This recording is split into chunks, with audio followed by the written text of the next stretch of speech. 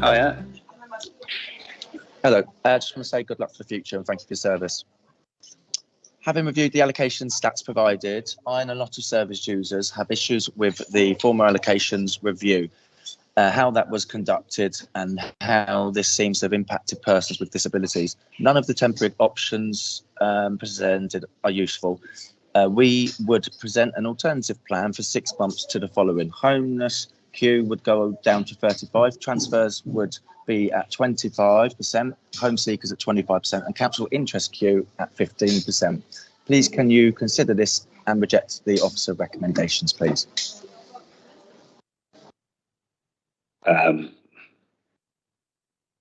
Thank you, Daniel. And there is also a letter from Laurent Quoverley, which has been received, which we have noted and will go in the agenda. I will ask a question for her. Yeah, I will ask a question for her. Yes. Okay. So I'll give you my response now to your first question. Then you've got your opportunity to ask a further question, as you know. So Housing Committee decision regarding the allocation plan will be considered in the context of the report presented today. The report notes at paragraph 3.13 that although there are higher proportions of households with disability in both transfer and home seeker queues, this is mitigated by the fact that adapted properties would only be offered to households with a disability, and the queue within which and the queue they are within is therefore less of a factor. The option proposed in the question closely aligns with option 1 presented within the report for Housing Committee to decide on. The Housing Committee will reflect upon this as part of its decision-making process. However, it is noted within the report that adopting this plan may have detrimental impact on reducing the number of households, homeless households in temporary accommodation in the shorter term. Given we want to reduce the time homeless people live in less than ideal emergency and temporary accommodation, this is an important consideration. Daniel, would you like to ask a supplementary question? Yes, thank you. The data is all over the place. If you read the housing work plans, they state one figure of 7,500 home move households. This report sort of is in and around 4,000. And if you look at freedom of information requests as well, you know, we don't know what information to believe in terms of what the council are putting out at the moment. So can you assure us that the recommendations presented will meet the 30% minimum transfer target for transfer priority, acknowledging that the large number with disabilities?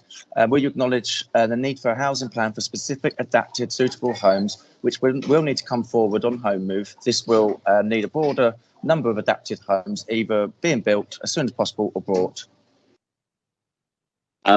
Thank you, Daniel. And obviously, I didn't know what your question is, so I'll give you the best answer that I can on the hoof, as it were. And obviously, the need for adapted homes is really important. And I know that we build into our New Homes for Neighbourhoods programme, high numbers of adapted properties, but that's only one part. So I feel like that point is and should be taken on board, and I'm sure you'll hold us to account if it isn't. In terms of the decision that will be made today, that will be for the in terms of the allocations plan, that will be until the review is complete, or maybe I think it actually is only for a year, to be honest, but that will be for the next year, and that will obviously, the committee will take on board what you've said and think about it and reflect on the officer's recommendations to the report. It's very difficult. We've only got so many properties. Thankfully, we've got more coming on stream, but we have got to balance competing priorities. And as you know what it's like, and for people to live in emergency and temporary accommodation, and the quicker we can move them on, the better. We're bringing down the allocations to the homeless queue from what it was in the pandemic, so that will make more available for transfers and home seekers. And obviously, once the plan, whichever plan is approved, whatever the percentages are, officers will work as hard as they can to achieve those numbers. Okay, thanks then, Daniel. So moving on. Right, Paul Cooper. Okay, I'll take my mask off. 3 recommendations on this report: to note the lettings outcomes for the financial years 2021 and 2022 and the first 6 months of 22-23. To agree option 2 as being the new allocations plan from the 1st of April 2023, namely that the homeless lets from the allocations plan will be 50%, transfers 30%, home seekers 10%, and the council interest queue at 10%. And to agree the commencement of consultation on reviewing the existing allocations policy, noting the broad timeline set out in Appendix 2. Just to note, the Para 3.6 Table 4 indicates that in the last 18 months, there's been an increase in lets to households and the homeless queue of 55% during that time. There has subsequently been less lets over this time, going to transfers 15% and home seekers 20%. The paragraph 3.7 Table 5 demonstrates that over the recent period where a high proportion of lets have been advertised to homeless households, there have been a reduction in the number of households in emergency accommodation, and the allocations plan has been a contributory factor towards that. However, we would note that over a longer term, that approach does represent or can represent a risk, because it can create perceived benefits of making a homeless application rather than a housing register application a route to accessing social housing. This risk can be mitigated by reviewing the allocations policy, which is one of the recommendations in this report. Also to note the options considered set out in section 4. The benefit of option 2 is that it maintains a relatively high proportion of lets to the homeless category, while also offering a good proportion of lets to households on the transfer queue.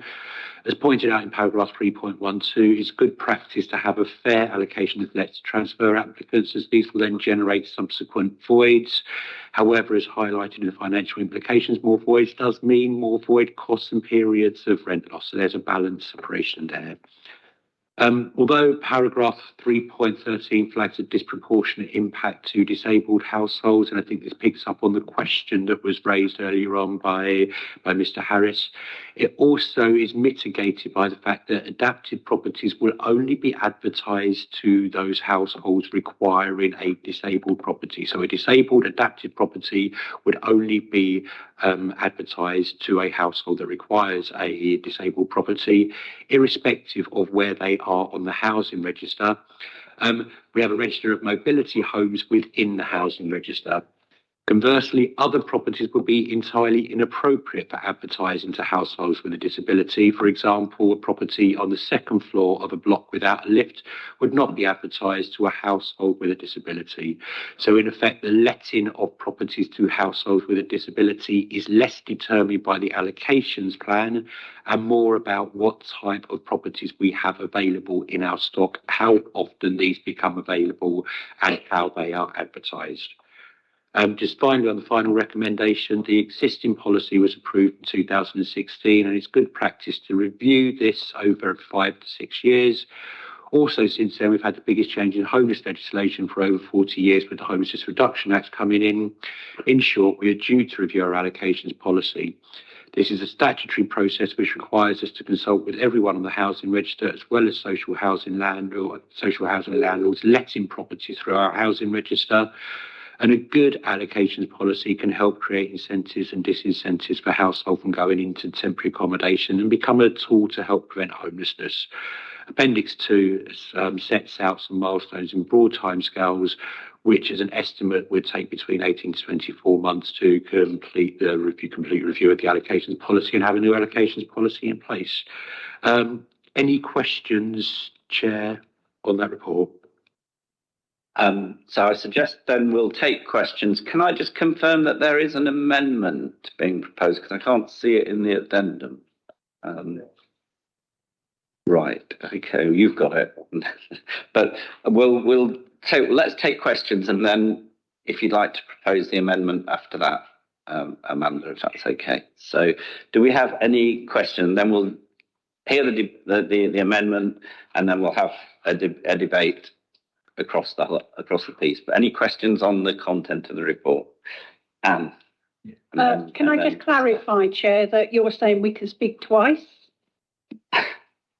You generally speak much more than twice in most items. But you can ask your question now, and then you can dive in the debate later. Yeah.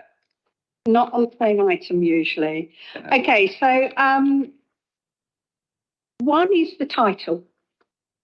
Why is it called an operational review of allocations plan when actually it's a local lettings plan within the allocation policy? There are two separate items within this one report, so I wondered why that is. It's quite confusing for people who are not aware of it. And going through, I can't distinguish comments with questions. They're going to have to be together, I'm afraid.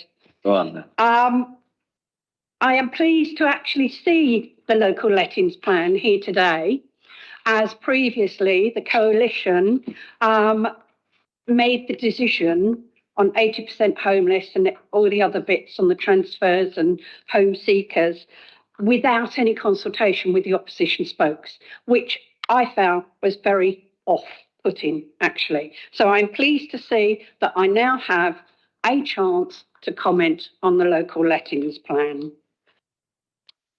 So going through the pages, on the options, there is on page 34, where you go through the three options. I actually believe that option 1 is a better option, as it gives up to 50% for the majority of people who are actually on our housing register.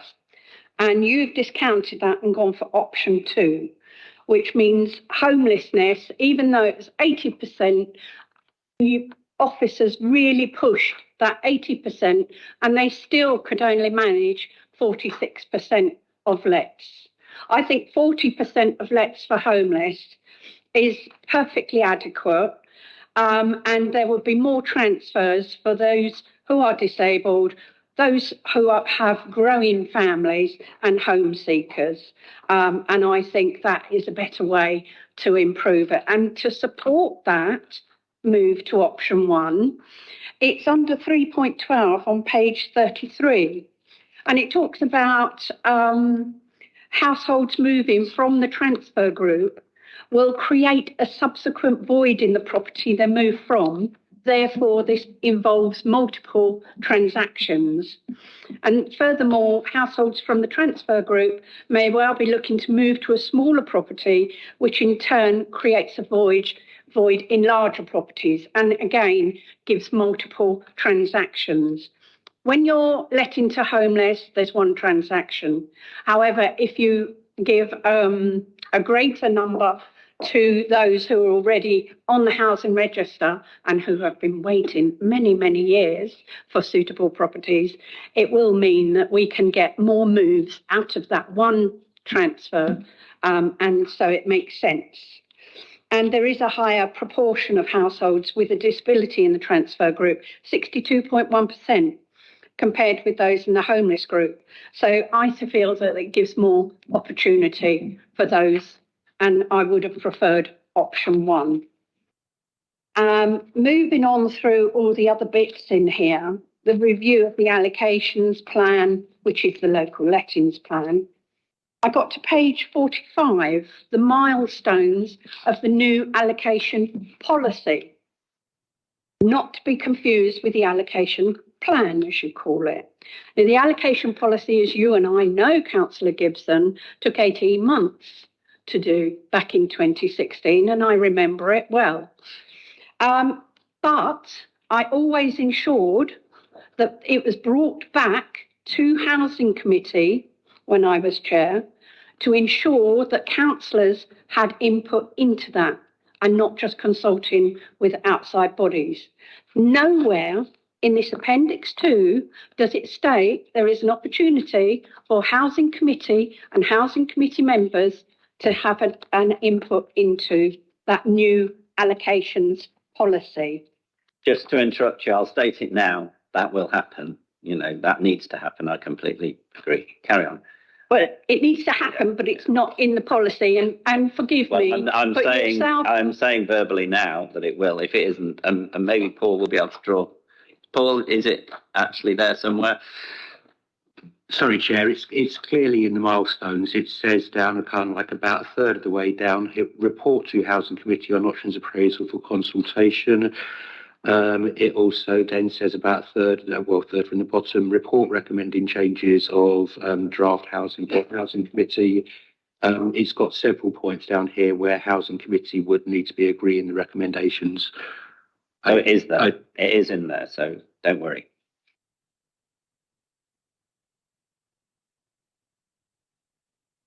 Okay, thank you. Yes, and before it goes live, it needs to come back to Housing Committee to report on any possible changes around the housing register to banding, qualifications, etc. It should come back to us for verification and approval before it goes live. So can I just be clear? That is a statutory requirement anyway. So that is why that is built in there. So we would be required, and we are bringing it back to Housing Committee for approval. Okay. Thank you. Okay, carry on. So just being aware that a number of us, and I include myself in that, may not be here next year. I think it needs to be written in to the comments so that whoever's taken it forward, it's very clear what the process is. I don't like it being just, oh yes, it's going to happen, because things change, as you know, Councillor Gibson. So then I go on to, I was looking on page 62, actually, going through all the groups to assess. And I was quite interested in under sex and gender on page 62. It lists let's by gender of the main applicant. Now, it does say in the blurb alongside that women are more likely to be the head of the household, and I totally agree with that. They're the ones who have majority of responsibility for children. I would just appreciate the percentage of those who are on their transfer Homeseekers list. I would be interested in knowing that as a question. And then going through the rest of it, one thing I did note was that under 4.1, the local lettings plan, you're calling the allocations plan within the allocations policy, so there's no confusion. You're saying will be implemented from the 1st of February. Well, it's a good job we've got a committee before then, isn't it? Because that's quite a tight timescale for everybody to agree that there are no other changes that need to be done to this local lettings plan. So I just have those comments. Thank you. Yeah, thanks. And the recommendation in 2.2 is actually the new allocations plan, which will tide us over until we've got a policy, or at least for a year, will be the 1st of April. So it's a little bit longer. But we will discuss today, that the allocations plan. Paul, is there anything you need to come back on from? I think I've captured most of the questions, Councillor Meadows. So if I miss one of the questions, please come back. First of all, why is it the allocations plan and not a lettings plan? It's a good question. I am similar in the fact that I would expect to see this called a lettings plan. Within our allocations policy, we have referred to it as an allocations plan. So it is inconsistency with what's in as an existing term. But I agree. I think it is clearer if it's called a lettings plan, but that's why. Option 1, your preference compared to option 2. I will point out that the allocation to transfers on option 1 and option 2 is exactly the same. Option 1 has 30% allocation to transfers. Option 2 has 20% allocation to transfers. So that principle around relets and creating voids is the same as in option 1 as option 2. The variance in option 1 and option 2 is that there is an extra 10% to homeless queue at the consequence of 10% less for the Homeseekers queue. And I think, as the report points out, that has helped to contribute, at least in the short term, the reduction or contribute to the reduction of the number of households in temporary accommodation. I think the question that you're asking around the higher proportion of households with disability on the transfer queue, I think the point again is as was made in the previous question, that actually it is what overrides the allocations plan, or what you might call the lettings plan, but what overrides that allocations lettings plan is actually the properties that will be adapted, that will be matched to households who have a disability, and properties that will not be suitable for offering to households with a disability. And that is why we have a separate housing mobility. The register recognises properties that have mobility requirements to them. So actually that will tend to override the lettings plan. Have tried to express that in the report, but have subsequently answered that, I believe, in the questions that have been raised. I take on board what you're saying about having the breakdown of gender by Homeseekers. We can provide that outside from this meeting. And I think in terms of the timescales that you're right to pick up on 4.1, I think that date there is an error from a previous version. It's picked up actually in the recommendation at the front is that if the new allocations plan is approved by a committee, then that would be adopted from the 1st of April, but that is for a decision for this committee to make. In the recommendation. Sorry, can I just come back? You said it'll be 1st of February. It says here 1st of April, the allocations policy bit. Yeah, but this 1st of Feb is this allocations letting. Sorry, you're right to point that out, but that is an error. In 4.1, that should be the 1st of April, and that is for the lettings, the allocations plan. The allocations policy is likely to be 18 months to 24 months. Yeah. So, there was an error in the report, but the recommendation is quite clear, 1st of April. Thank you. Do we have any other questions? If you can stick to questions and then we can hear the amendments. So if you can. If you don't, it's not the end of the world, Jill. Oh, thank you, Chair. But, parity on all sides. Okay, you can do your... Remind. All right, well, let's have the speeches as well then. It's okay. No, I don't intend to do a big speech, but just to remind the Chair. There were just a couple of questions I'd like to raise about the review of the allocations policy, which is very welcome. And I'm very, very pleased that we are at this stage where we are planning that. And I wanted to just maybe preempt a few questions on that one. I think it's really important that everybody concerned with housing and homelessness really think about this review and what it means to them. So who will be consulted about this review? This is really important. Who are the people that are going to be consulted about the way we go forward about our allocations policy? Will the homeless people be consulted? Will the hidden homeless people be consulted? Will those prevented from applying to even get on the list at the moment be consulted? Will those people in private rented desperate to get on the list and get better housing be consulted? And I could go on. So I would really like to know who are going to be consulted about this allocation policy. Now, I do appreciate the problem we've got is a shortage. And if we had an abundance of homes, we wouldn't have these problems. But it doesn't mean to say that you are not deserving of a decent home just because there is a shortage. And this is the message that I want to go out to everybody in this city. From now on, you all deserve a decent home, and that should be reflected in every policy that we make. Thank you. Thank you, Chair.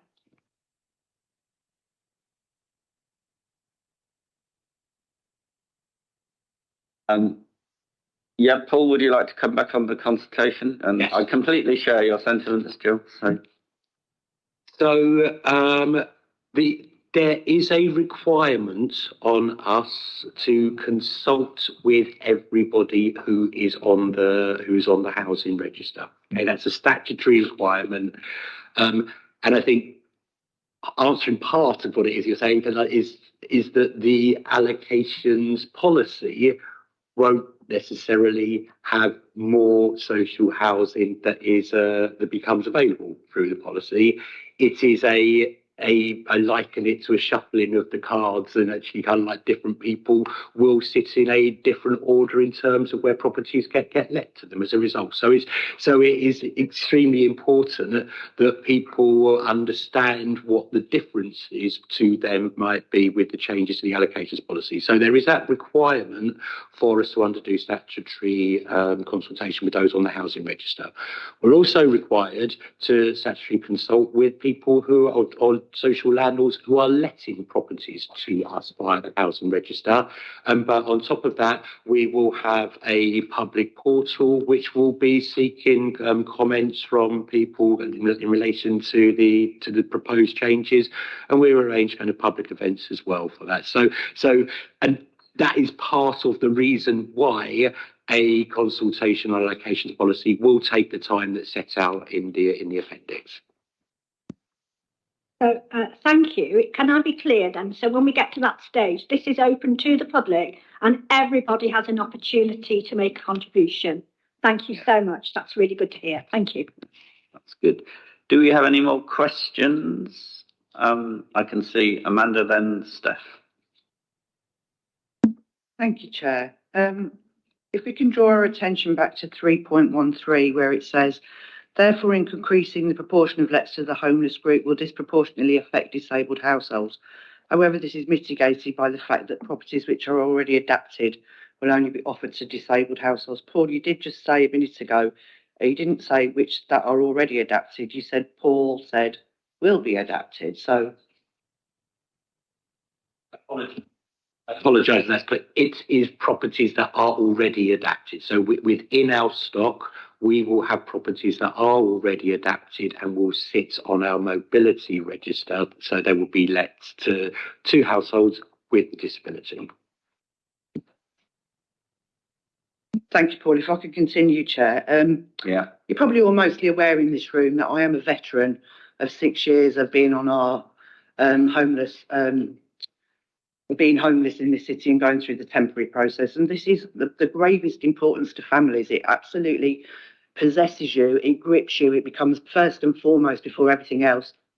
And what happens is you find yourself, your whole world revolves around every other Thursday when the home move list comes up. And what I did learn from looking at that home move list every 2 weeks for 6 years, sobbing many times as I did, this is not, a laughing matter. This is the most important thing in people's lives. What I found out was that, say, for example, you have 20 properties there and only maybe 1 or 2 are actually available for a disabled registered person to bid on. And what I don't think people realise when we're saying that this disproportionate effect of disabled people is mitigated by the fact that they can bid on properties which are already adapted and are sort of separate from the main list, is that by actually declaring your disability and having that noted on your home move application, you are actually limiting your chance of which housing stock you can actually bid on. And if you ever go on the Facebook home move support page, which I'm on, and I didn't comment very much because obviously I'm a councillor, I didn't comment at all really. I just used to watch because I was interested what people said. And you would frequently see people saying, well, I've been disabled. I've got a disabled thing on my file. I'm classed as disabled, but I've actually been stuck for 10 years and I can't get a property.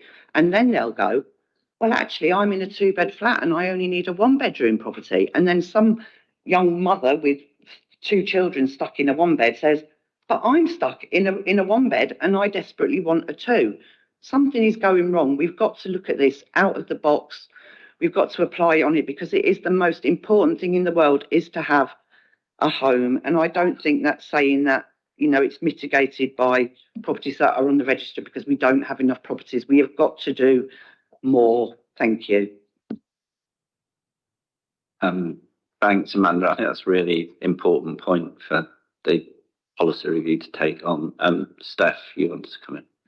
Yeah, thank you, Chair. And actually, I wanted to also pick up on this point about disability.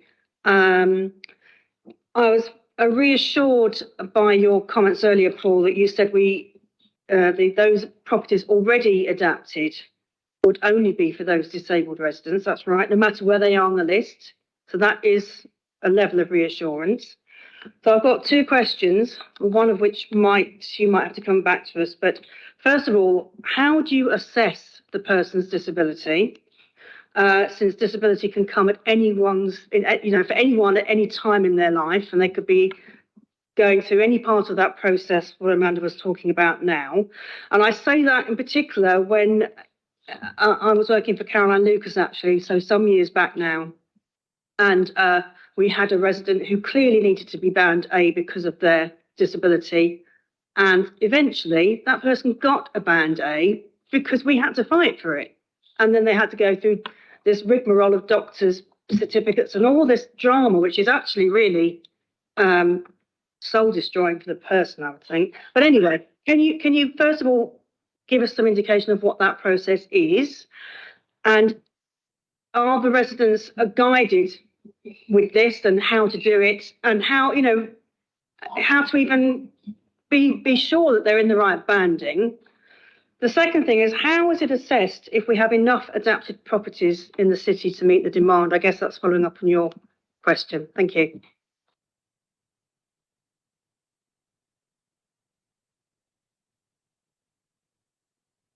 Okay, so first of all, about how do we assess if somebody has a disability, the nature of that disability, and how that is then reflected on their application on the housing register.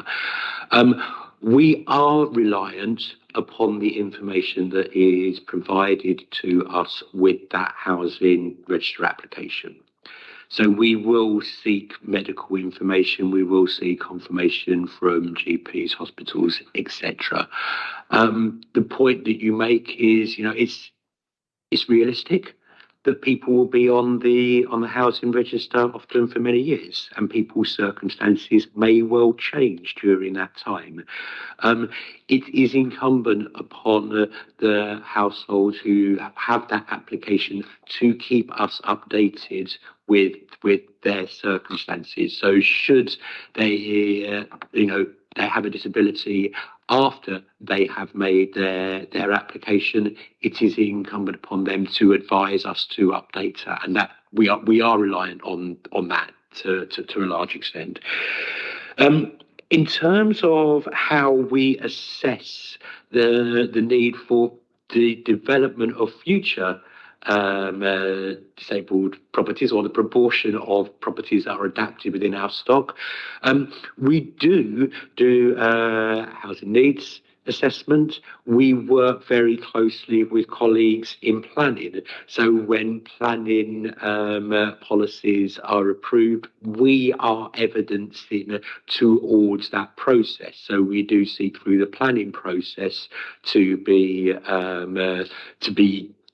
gaining a proportion of those new developments that reflect what we've identified as the need. And finally, I think I probably would need to clarify this point in relation to the mobility register, but I would just need to clarify this point is inevitably a property may not be adapted at a point when you have a resident tenant living in there. But over time, somebody's condition may deteriorate or they may require adaptations. So we would then, through our adaptations team, and the adaptations team works for council properties as well as private sector properties, we would then carry out the adaptation in that property.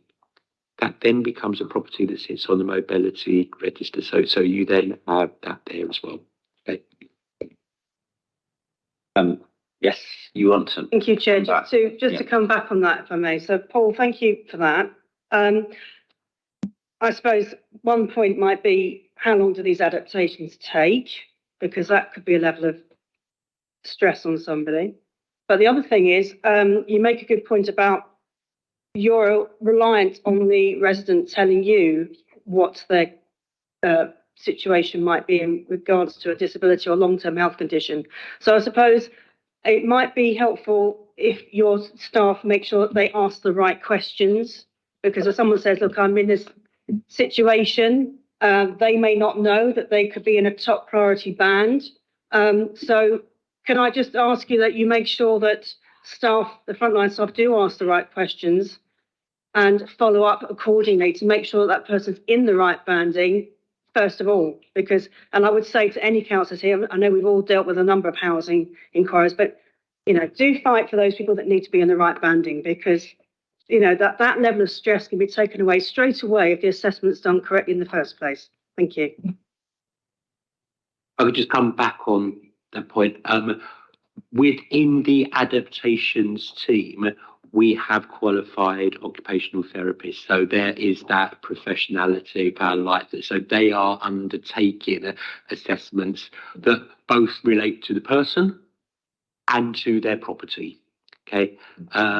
There is a point there, which I think probably exists in most organisations, around kind of like communications as well between teams and how that kind of like gets communicated and updated. And that's a point I take away.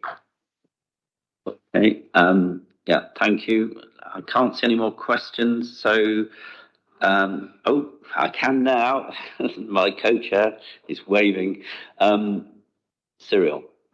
Yeah, I'm just building on what we've been talking about with sort of adaptations. I wondered whether we've got a percentage of the number of our stock that have been adapted.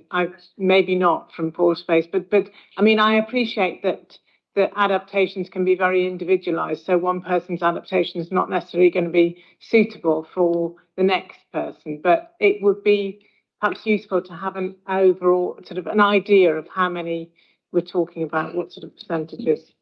Thanks. Through you, Chair. I like to make myself as prepared as possible for these housing committee meetings so I can pull the queries and answers out. And we do have that. I just don't have the access to that at the moment. But we can provide what we know in terms of our stock and what we know of it to be adapted.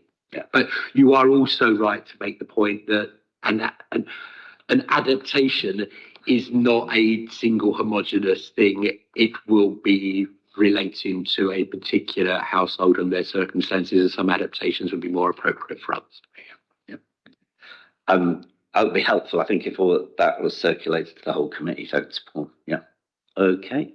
No more questions. So, Amanda, I understand you have an amendment that you'd like to propose. Yeah, thank you, Chair. Do I need to read it out? I read it. Yeah. Okay. I think it would be helpful if it's not super long, or you could at least, summarise it.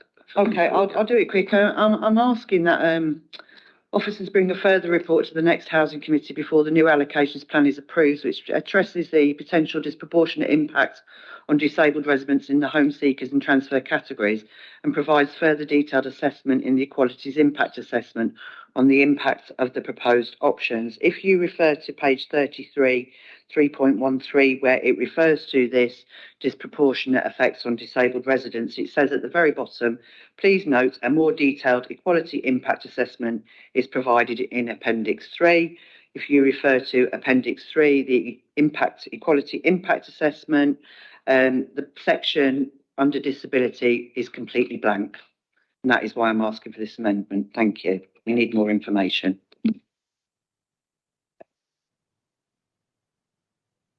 Do we have a seconder for the amendment? Chair, I second that. Do you want to I'd like to speak. reserve your right? Okay. Okay, well, I'll open it to the floor for people to comment and discuss. So basically what we're saying is put it back. Yeah. I can see Cyril and then Steph and then Anne. I think we've already heard that there are mitigations. We've already heard from Paul. Also, any sort of referral back is just going to delay things. This is only an interim measure in any case. Before we do the wider consultation, so we won't be supporting this amendment. Thank you. Anne and then Steph.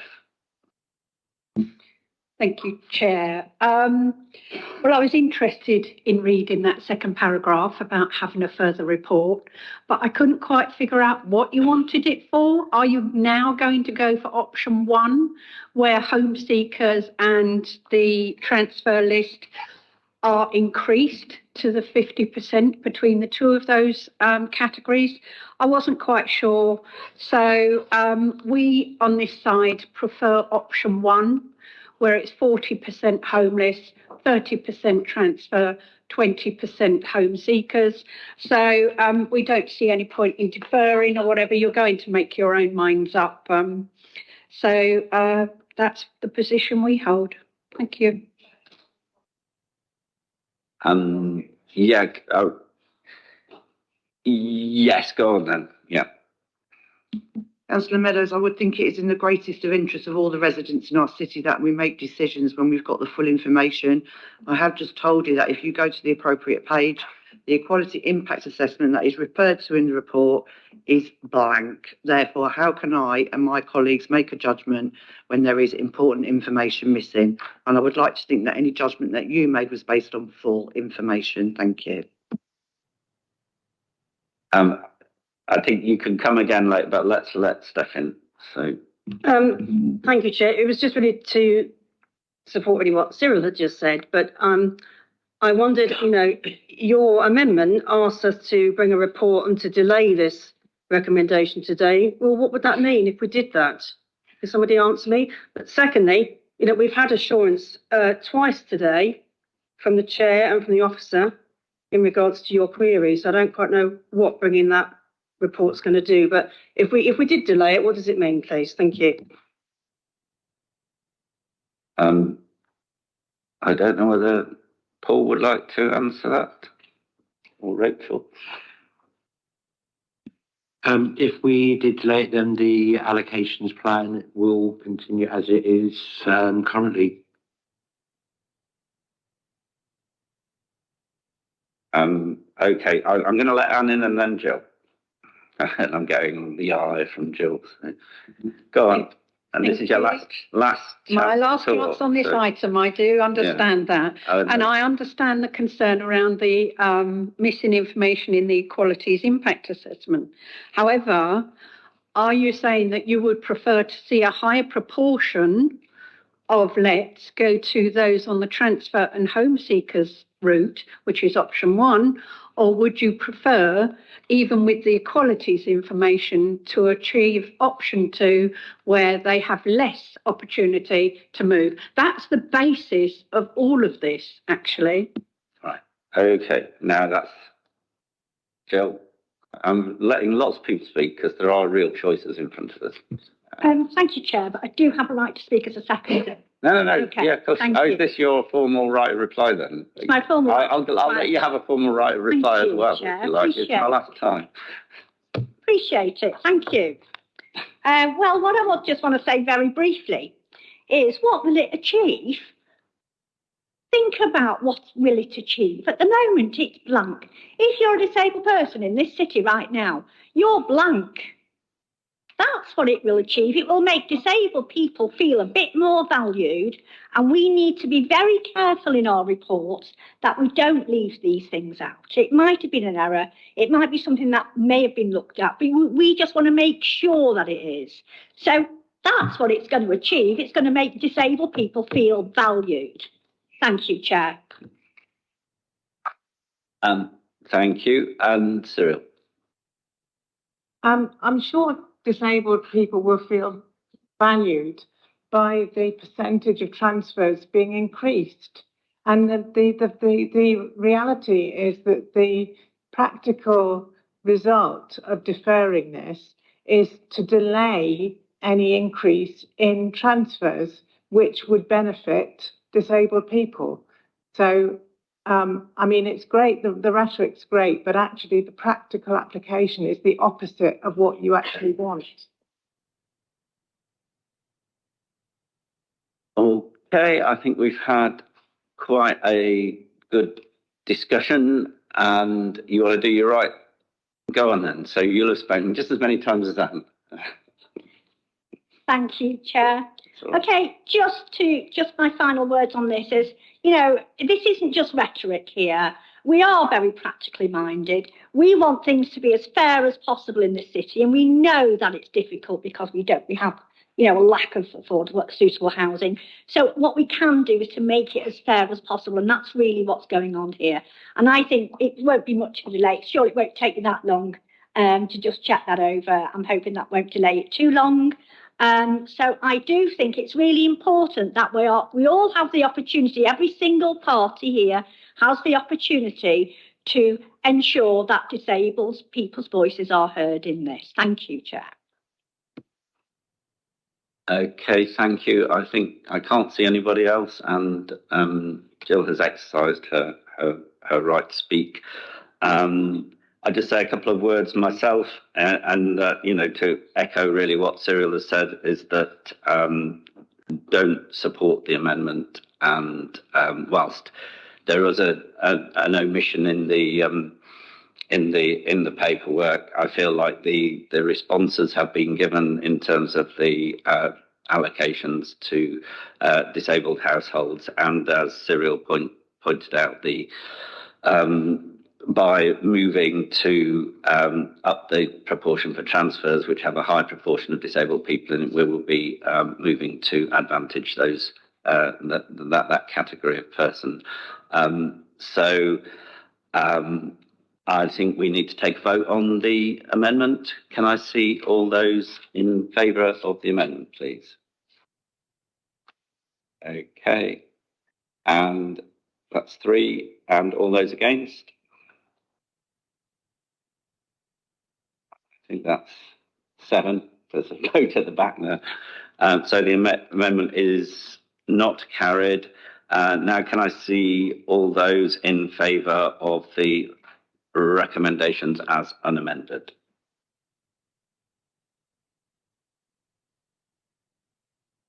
So that's 8, and all those against? 2. Okay, so the recommendations are carried, and as was said, a review of the policy is overdue and welcome, and I hope it will enable it to be as efficient as possible with the resource that we've got. And in the meantime, we'll be lowering the proportion of allocations in the homeless queue and improving transfers. So thanks for that, and thanks for the discussion.